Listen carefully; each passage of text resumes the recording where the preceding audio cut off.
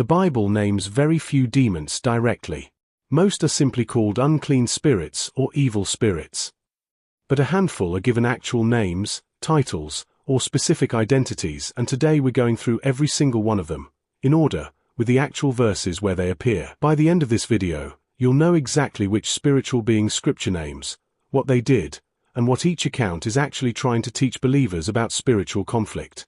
If breakdowns like this help you study Scripture more carefully, hit subscribe now, because we're about to go through some of the most debated passages in the whole Bible. Let's start with the one most people already know, Satan, sometimes called the devil. The name itself simply means accuser or adversary. He appears as early as the book of Job, where he presents himself before God and is given permission to test Job's faith. In the Gospels, Satan tempts Jesus in the wilderness for 40 days, offering him the kingdoms of the world in exchange for worship. In Revelation, he is described as that ancient serpent, who is called the devil and Satan, who deceives the whole world. It's worth noting that Scripture never gives a full biography of Satan's origin. Two passages are often connected to him symbolically: Isaiah 14, describing the fall of the morning star, son of the dawn, and Ezekiel 28, describing a cherub in Eden cast out for pride. Both passages are written primarily about earthly kings, the king of Babylon and the king of Tyre, but many readers throughout church history have seen in their poetic language a deeper picture of a heavenly rebellion behind the human one. Next is Beelzebub, sometimes spelled Beelzebul, named directly in Matthew chapter 12. When Jesus casts a demon out of a man who was blind and mute, the Pharisees accuse him of doing it by Beelzebub, the prince of demons. Jesus' response is one of his sharpest pieces of logic in the Gospels. A kingdom divided against itself cannot stand, so why would Satan cast out Satan? The name Beelzebub likely comes from an older Canaanite title, Beelzebub, meaning Lord of the Flies, referencing a pagan god mentioned back in 2 Kings chapter 1. By the time of the Gospels, Jewish tradition had repurposed the name as a title for the prince of demons himself. Before we go further, drop a comment below. Which of these names were you already familiar with, and which one is completely new to you? I want to know how deep this study is going for you so far. The next name is one of the most vivid demonic encounters in all of Scripture, Legion, found in Mark chapter 5 and Luke chapter 8. Jesus meets a man living among the tombs, so violently possessed that no chains could hold him.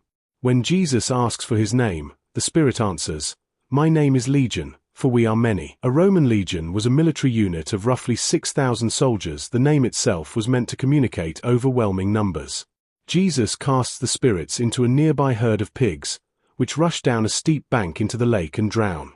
The man is left, in the text's own words, clothed and in his right mind. What's remarkable here isn't just the exorcism, it's the aftermath. The man asks to go with Jesus, but Jesus instead sends him home to tell his own family and town what God had done for him. Sometimes the calling after deliverance isn't to leave your life behind, but to go back into it as a witness of what changed. Now to a name most casual Bible readers have never heard, Abaddon, also called Apollyon, found in Revelation chapter 9. During the vision of the fifth trumpet, locust-like creatures emerge from the abyss, and they have as king over them the angel of the abyss, whose name in Hebrew is Abaddon and in Greek is Apollyon. Both names mean destroyer. This figure isn't described performing individual possessions like the demons in the Gospels. He's presented as a ruling force over an entire army of destruction released during the end times judgments described in Revelation. Related to this is the great red dragon of Revelation chapter 12, explicitly identified in the text as that ancient serpent called the devil or Satan. He's shown with 7 heads and 10 horns, sweeping a third of the stars from the sky, and waging war against a woman and her offspring. Imagery most interpreters connect to a cosmic conflict surrounding the birth of Christ and the ongoing persecution of believers. If this kind of verse-by-verse study is useful to you, smash the like button and share this with someone who's curious about what the Bible actually says on this topic, because we're only halfway through the list.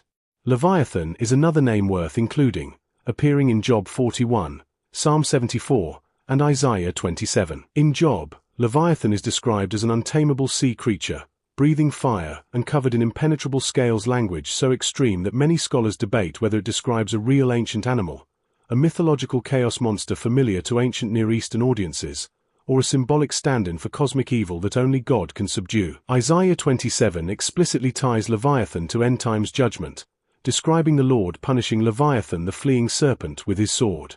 Then there's Azazel, a name that appears once, in Leviticus chapter 16, during the instructions for the Day of Atonement. 2 goats are presented, one sacrificed as a sin offering, and the other, called the scapegoat, has the sins of the people symbolically placed on it before being sent out into the wilderness to Azazel. Bible translations differ on whether Azazel refers to a place, a demon, or simply means the goat that departs. Later Jewish writings outside the Bible, like the Book of Enoch, developed Azazel into a fallen angel figure, but within the Old Testament text itself, the reference is brief and debated. One more debated name is Lilith, appearing once, in Isaiah 34 verse 14, in a description of the desolate ruins of Edom, where wild animals and night creatures dwell. Some translations render this word as night creature or screech owl, while others transliterate it as Lilith. Ancient Mesopotamian folklore had a figure by that name, a night demon associated with storms and danger, and some later Jewish tradition expanded her into an elaborate mythology completely outside the biblical text itself. It's important to be careful here. The Bible gives us one debated word in one verse, not a developed character, and most of what people associate with Lilith today comes from extra-biblical folklore rather than scripture. There's also a category worth mentioning, even though it's not a single named figure: the territorial princes described in Daniel chapter 10. Today's video helped you see how much of what you thought you knew about biblical demons actually comes from outside the Bible. Subscribe and turn on notifications for more verse-by-verse studies like this one. And drop a comment with the word authority below if this reminded you that no matter what you're facing, the same power that silenced Legion is still active today.